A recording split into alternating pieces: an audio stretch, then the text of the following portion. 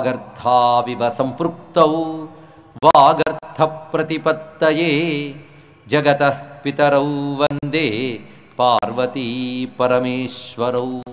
రామా మృక్కులు నీదు నామమునకున్ రమ్యాంఘ్రి పద్మాలకున్ శ్రీమన్మంజులమైన మేనికి ధనుర్లీలా కళాకేళికి నీ మర్యాదకు ధర్మనిష్టకు రసోద్వేలమ్ము నీ గాధకున్ ప్రేమన్ నీ పరివారమంతటికి శౌరీ రామచంద్ర ప్రభు శౌరీ రామచంద్ర ప్రభు.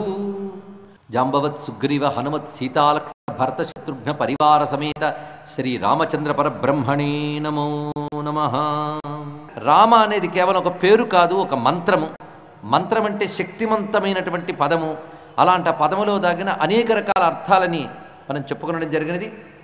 అటు తర్వాత రామచంద్రమూర్తి ఆ బాల్య దశ దాటి కౌమార దశలో ఉన్న సమయంలో సభలో దశరథుడు చర్చ చేస్తూ ఉన్నటువంటి ఆ సందర్భంలో విశ్వామిత్రుల వారు ప్రవేశించారు. అక్కడి వరకు చెప్పుకోవడం జరిగింది. వచ్చిన విశ్వామిత్రునికి అభ్యాగచ్చన్ మహాతేజ విశ్వామిత్రో మహాముని. ఆ వచ్చిన విశ్వామిత్రుడనే మహామునికి వశిష్ఠునితో కలిసి వెళ్ళి దశరథుడు సాదరంగా స్వాగతం పలికి అర్ఘ్యపాద్య ఆచమనాదులతో పూజించి ఆ తర్వాత మాట్లాడుతున్నాడు.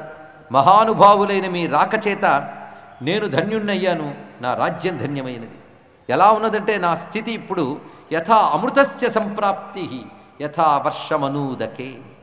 నీరు లేనటువంటి కరువు ప్రాంతంలో ఒక్కసారి మబ్బు పట్టి వర్షం కురిస్తే ఎంత ఆనందం కలుగుతుందో, మానవుడికి అమృతం దొరికితే ఎంత ఆనందం కలుగుతుందో, నువ్వు రావడం చేత నాకు అంత ఆనందం కలిగింది. అద్యమే సఫలం జన్మ జీవితంచ సుజీవితం. ఇవాళ నా జన్మ సాఫల్యమైనది, నా జీవితం సుజీవితమైంది అని చెప్పాడు. దీన్ని బట్టి మహాత్ముల దర్శనం చేత ఒక సార్థకత ఏర్పడుతుంది. ఆ సార్థకతని ఇక్కడ చెప్తున్నాడు. ఇక్కడ విశ్వామిత్రుడు సామాన్యుడు కాడు, బ్రహ్మర్షి. అటువంటి మహాత్ముల యొక్క దర్శనం చేత ధన్యుణ్ణయ్యాను అని చెప్పగానే పరమ ఋషి పరమం జగామహర్షం. ఆ పరమ ఋషి అయిన విశ్వామిత్రుడు ఈయన చెప్పిన మాటలకు సంతోషించాడు. దశరథుడు మరొక మాట అన్నాడు, మీరు ఏదో ఒక మంచి కార్యం నిమిత్తమై ఇక్కడికి వచ్చి ఉండి ఉంటారు, మీరు ఏది చెప్తే అది చేయడానికి నేను సిద్ధము అని కూడా చెప్పగానే ఆ మాటకి సంతోషిస్తూ తన హృదయంలో ఉన్న భావాన్ని విశ్వామిత్రుల వారు తెలియజేస్తున్నారు. నేను ఒక యజ్ఞాన్ని ఆచరిస్తూ ఉన్నాను సిద్ధాశ్రమంలో. ఆ యజ్ఞ దీక్షితుడినే ప్రస్తుతం ఉన్నాను నేను. అలాంటి యజ్ఞాన్ని విఘ్నం కలిగించాలని ఇద్దరు రాక్షసులు ప్రయత్నిస్తున్నారు. ఆ రాక్షసులు కూడా కామరూపిణవు, కామరూపులు. ఎలాంటి రూపాన్నైనా ధరించగలిగేటువంటి శక్తి గలవారు. ఎప్పుడెప్పుడు నేను యజ్ఞాన్ని ప్రారంభించుతున్నా వాళ్ళు విఘ్నం కలిగిస్తున్నారు. అది ఎలాంటి విఘ్నం అంటే సమాంస రుధిరౌఘేన, మాంసములు రక్తములు అగ్నికుండాల్లో వేస్తూ హింసాపూరితమైన క్రియ చేస్తున్నారు. అంటే పవిత్రమైన యజ్ఞాల్ని దైవ కార్యాలని విఘ్నం కలిగించే వాళ్ళని అసురుడు అంటారు. ఇక్కడ మనం ఆలోచించవలసింది విశ్వామిత్రుల వారు యజ్ఞం ఎందుకు చేస్తున్నారో ఆలోచించాలి. ఆ ప్రశ్న అలాగే ఉంచుకుందాం. రాముడు అక్కడికి వెళ్ళిన తర్వాత సమాధానం తెలుసుకుందాం అక్కడ. ఎందుకంటే మనం చెప్పుకుంటున్నది మామూలుగా చెప్పుకునే రామాయణం కాకుండా రామాయణంలో తగిన ఆంతర్యాలను మనం చెప్పుకుంటూ రామాయణ రహస్యాలు గ్రహిస్తూ దాని మహిమని మనం పొందే ప్రయత్నం చేస్తూ ఉన్నాం కనుక ఇలాంటి కొన్ని కీలకమైన ప్రశ్నలు ఉంటాయి మనకి. విశ్వామిత్రుడు చెప్తున్నాడు, ఆ ఇద్దరు మారీచ సుబాహు అని చెప్పబడుతున్నటువంటి వారు. అయితే యజ్ఞదీక్షితుడైన నేను శపించితే వాళ్ళు తప్పకుండా నశిస్తారు. కానీ యజ్ఞదీక్షలో ఉన్న నేను శపించాలి అంటే నేను కోపం తెచ్చుకోవాలి. దీక్షలో ఉన్నవాడు కానీ కోపం తెచ్చుకుంటే వాడి తపస్సు, వాడి యజ్ఞము విఫలమవుతుంది. ఎంత అందమైన విషయాలు చెప్తున్నారు చూడండి ఇక్కడ. కానీ దీక్షలో ఉన్నవాడు, తపో నియమంలో ఉన్నవాడు, యజ్ఞంలో కూర్చున్నవాడు కోపం తెచ్చుకోకూడదు. శాపంగా నీ ఇస్తే ఉన్న తపస్సు ఖర్చు అయిపోతుంది. వాడు నశించాక అని అంటే తన దగ్గర ఉన్న తపశ్శక్తి వల్ల వాడు నశిస్తాడు. అంటే ఈయన తపశ్శక్తి పోతుంది ఇక్కడ. అందుకు నా తపస్సుని, నా దీక్షని నేను కాపాడుకోవాలి కనుక, యజ్ఞ రక్షణ జరగాలి కనుక, యజ్ఞానికి విఘ్నం కలిగించేటువంటి అసురుల్ని సంహరించడానికై నీ పుత్రుణ్ణి నాతో పంపించు. అది కూడా జ్యేష్ఠం పుత్రం, నీ పెద్ద కొడుకుని పంపించు నాతో పాటు. అతను యజ్ఞ విఘ్నకారక శక్తుల్ని తొలగిస్తాడు. ఎందుకంటే క్షత్రియుడికి దుష్టుల్ని శిక్షించే అధికారం ఉంటుంది. పాలనలో ఉన్నవాడికి మాత్రమే దుష్టుల్ని శిక్షించే అధికారం ఉంటుంది. కానీ యజ్ఞదీక్షితుడైన నాకు అధికారం లేదు. ఇది తెలుసుకోవాల్సినది. అందుకు అతన్ని పంపించు నాతో పాటు. పైగా తర్వాత దశరథుడు అన్ని మాటలు సమాధానాలు చెప్పడం కాకుండా అతడు ఏమి మాట్లాడుతాడో ముందే ఊహించి విశ్వామిత్రుడు మాట్లాడుతున్నాడు. నా పుత్రుడు చిన్నవాడు పంపడం ఎలాగా, ఇలాంటి సంకోచాలు పెట్టుకోకు సుమా. నచ పుత్రకృత స్నేహం కర్తుం అర్హసి పార్థివా. నా పుత్రుడు అనే మమకారాన్ని విడిచిపెట్టి పంపించు.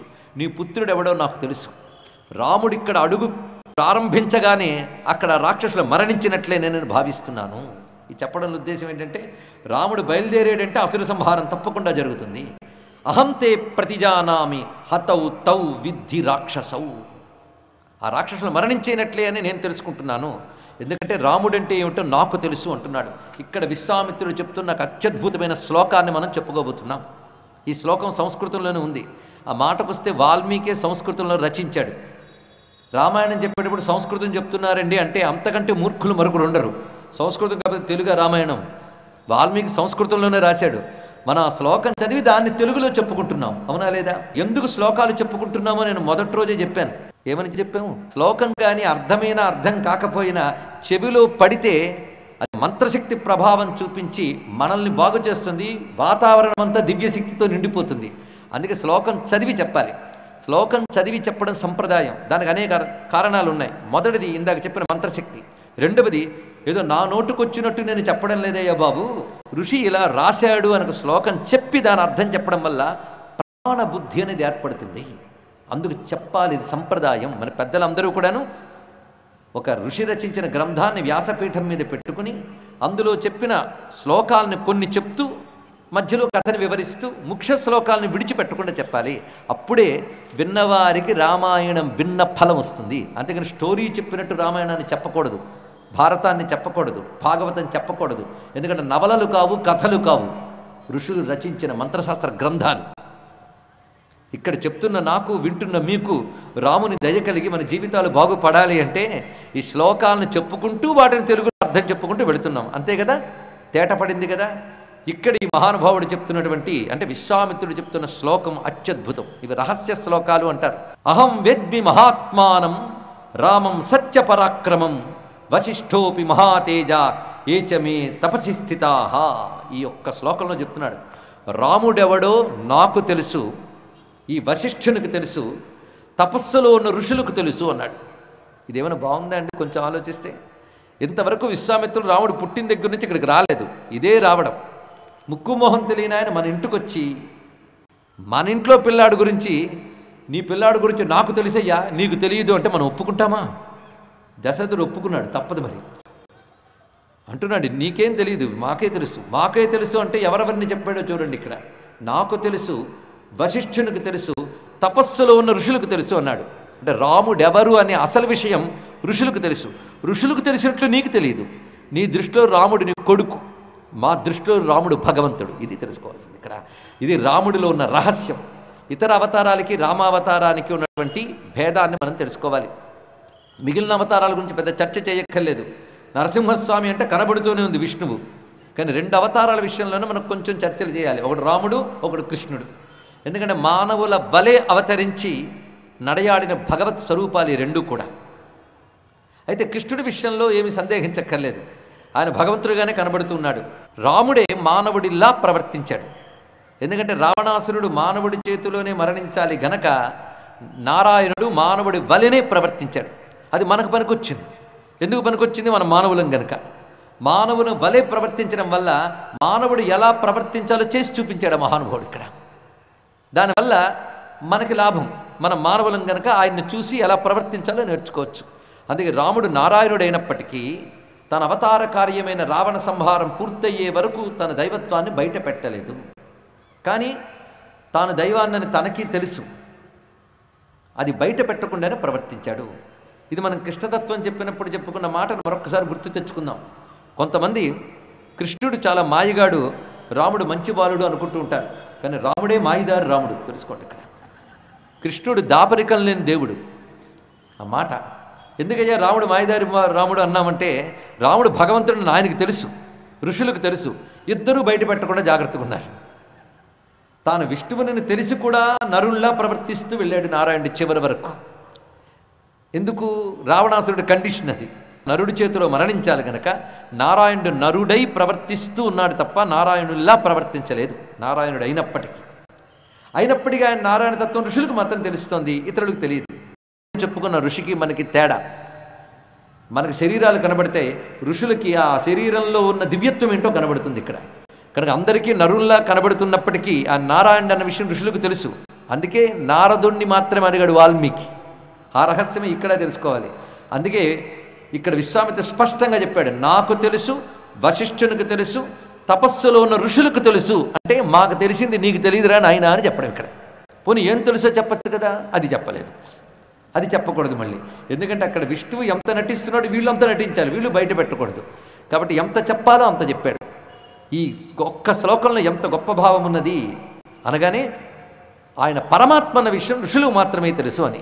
ఇది మనం అర్థం చేసుకోవాలంటే భరద్వాజ రామాయణంలో భరద్వాజ మహర్షి ఒక మాటను చెప్పాడు. రామాయణం మొత్తం ఒక్క శ్లోకంలో పెట్టాడు ఆయన. రాముణ్ణి ఎలా అర్థం చేసుకోవాలి ఒక్క శ్లోకంలో చెప్పాడు. రాముడు ఎవరెవరికి ఎలా కనబడుతున్నాడో చెప్తున్నారు. రామ పిత్రోహ పుత్రభావం రావణాయ మనుష్యతాం ఋషీణాం భగవద్భావం దర్శయన్ విచచార అంటాడు భరద్వాజ మహర్షి. ఇందులో రాముడిని ఎలా అర్థం చేసుకోవాలో చెప్పాడు మహానుభావుడు. రాముడు తల్లిదండ్రులకు కొడుకులాగే కనబడ్డాడు. ఆ రాముడు రావణాసురుడికి మాత్రం కేవలం మనుష్యుడిగానే కనబడుతున్నాడు. ఋషులకి మాత్రం భగవంతుల్లా కనబడుతున్నారు. అంటే ఒకే రాముడు, చూసిన వాళ్ళ దృక్కోణం మారింది చూడండి. ఒక్కొక్కరు చూపు ఒక్కొక్క రకంగా ఉన్నది. తల్లిదండ్రులకు మాత్రం కొడుకే అనిపించింది. ఇది మంచిదేలేండి, అందులో ప్రేమ ఉంది, ద్వేషం లేదు, కాబట్టి ఆ భావం మంచిదే. యశోదమ్మకి విశ్వరూపం చూపించినా మళ్ళీ వైష్ణవమాయ కమ్ముకుని నా పుత్రుడే అనిపించాడే లేదా కృష్ణుడు, అది మంచిదే. అలాగే కౌసల్య దశరథులు రాముడు నా పిల్లవాడనే ప్రేమతోనే తరించడానికి పుట్టారు వాళ్ళు, కనుక ఆ భావంతోనే వాళ్ళు ఢిల్లీకి రాజైనా తల్లికి కొడుకైనా సామెత మనకున్నది ఇక్కడ. అదేవిధంగా రాముడు నా పుత్రుడు అనే భావం ఎవరికి? దశరథుడికి కౌసల్యకున్నది. రావణాయ మనుష్యత, రావణుడికి మాత్రం ఎవరు ఎంత చెప్పినా మనుష్యుడే. అటు విభీషణుడు చెప్పాడు, మాల్యవంతుడని ఆయన తాతగారు చెప్తారు, ఇంకా ఎందరో పెద్దలు చెప్పారు ఆయన సామాన్యుడు కాడయ్యా, ఆయన చేసిన పరాక్రమం ఆలోచిస్తేనే సామాన్యులకి సాధ్యం కాదని తెలుస్తోంది అని చెప్పినా వెళ్ళలేదు రావణాసురుడు. ఎందుకంటే రావణుడికి మాత్రం విష్ణువు ఎలా కనబడుతున్నాడు? మనుష్యులాగే. అలా కనబడితే కానీ వాడు చావడు. వాడు చావాలంటే మనుష్యుల్లో దర్శించాల్సిందే. కనుక ఎవరు ఎన్ని చెప్పినా రాముడు మనుష్యుడనే భావం వాడికి. కానీ ఋషులకు సత్య దర్శన శక్తి ఉంది గనక ఋషీనాం భగవద్భావం, ఋషులకు మాత్రం భగవంతుడిగా కనబడుతున్నాడు. ఇప్పుడు ఈ శ్లోకాన్ని మనం అన్వయించుకుని చూస్తే మనకి రాముడు ఎలా కనబడుతున్నాడో ఆలోచిద్దాం. మన దృష్టిలో రాముడి మనుష్యుడే అనిపిస్తే మనం ఎవరి దగ్గరికి వెళ్తాం? ఎవరి సరసన ఉంటామండి? రాముని మనుష్యుడిగా అనుకుంటున్న వాళ్ళు ఎవరు? ఇప్పుడు చెప్పిన ముగ్గురులో రావణాసురుడు. మనం కూడా రాముని మనుష్యులుగా అనుకుంటే మనం ఎవరు అవుతాం? రాక్షసులు అవుతాం. కనుక ఎవడికి రాక్షస స్వభావం ఉంటుందో వాడికి రాముడు మనుష్యులాగే కనబడతాడు. అది చెప్పడం ఇక్కడ. ఋషి స్వభావం మనకు ఉండాలి. మనకు ఆ స్వభావం లేకపోతే కనీసం ఋషులు చెప్పింది విశ్వసించడమేనా నేర్చుకోగలిగితే రాముడు కేవలం మానవుడు కాదయ్యా, సాక్షాత్ భగవంతుడనే భావం కలుగుతుంది. ఇంత రహస్యం ఉన్నది విశ్వామిత్రుడు చెప్పిన ఈ మాటలో. అహం వేద్మి మహాత్మానం రామం సత్యపరాక్రమం వశిష్ఠోపి మహాతేజ ఏచమే తపసి స్థితాః. అది చెప్తున్నాడు. రాముడు ఏమిటో మాకు తెలుసు, మా ఋషులకు తెలుసు. అది చెప్పడంలో ఉన్న ఆంతర్యం. అంటే మాకు తెలిసింది నీకు తెలియదురా నాయనా దశరథ అని చెప్తున్నాడు ఇక్కడ. అంటూ ఒక మాట అంటున్నాడు ఇక్కడ, సత్యపరాక్రమం. రాముడు గురించి రామాయణంలో ఈ మాట పలుమార్లు వస్తూ ఉంటుంది. ఇది పట్టుకుని మీరు విష్ణు సహస్రం కానీ చదివితే సత్యధర్మ పరాక్రమ అనే నామం కనబడుతుంది చూడండి. సత్యపరాక్రముడు. సత్యపరాక్రమం అంటే అర్థం ఏమిటి? నేను సంస్కృతం చెప్పినా వెంటనే తెలుగు చెప్తున్నాను, శ్రద్ధాళువులకు అర్థమవుతుంది. సత్యపరాక్రమం అన్నీ తెలిసినట్టు ఉంది కదా, కానీ చిన్న తెలియని విషయం ఒకటి ఉంది. సత్యము అంటే వ్యర్థము కానిది, ఇది అర్థం. సత్యపరాక్రమం అంటే ఆయన పరాక్రమం చూపిస్తే అది వ్యర్థం కాదు. అంతేగాని అంత కష్టపడి పరాక్రమం చూపించాడు కానీ లాభం లేదండి అనడానికి లేదు రాముడి దగ్గర. ఆయన పరాక్రమం చూపిస్తే అది తప్పకుండా ఫలిస్తుంది. రాముడంటే అది సత్యస్వరూపుడు రాముడు, ఆయన వ్యర్థము కాడు. ఎందుకంటే ఉపనిషన్ మాత పరమాత్మ గురించి చెప్తూ ఒక మాట అన్నది, సత్యకామ సత్య సంకల్ప.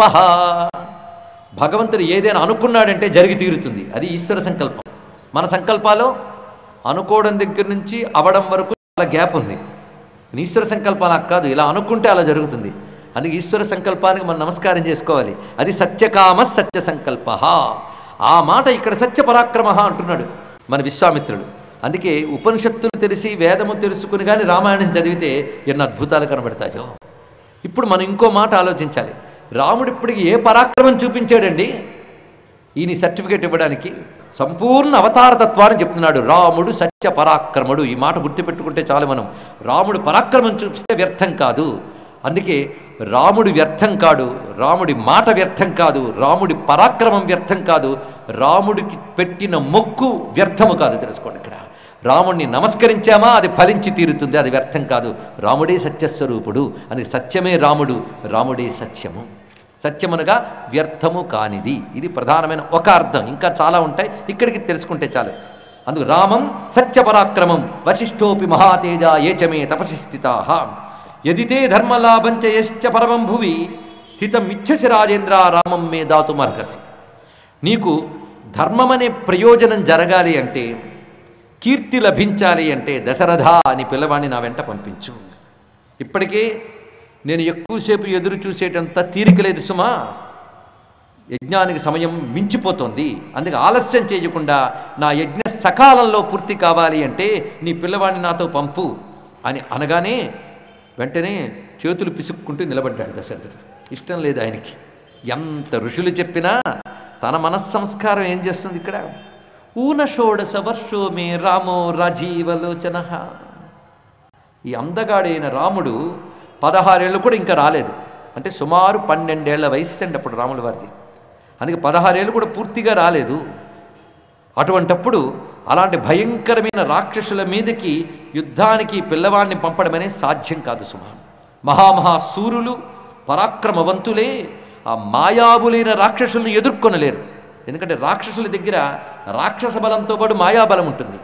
అలాంటి మాయాబుల వ్యూహాన్ని బలాన్ని ఎదుర్కొనడం ఎవరి వల్ల కాదు. పైగా పిల్లవాళ్ళకి ఏం విద్యలు వస్తాయి చెప్పు?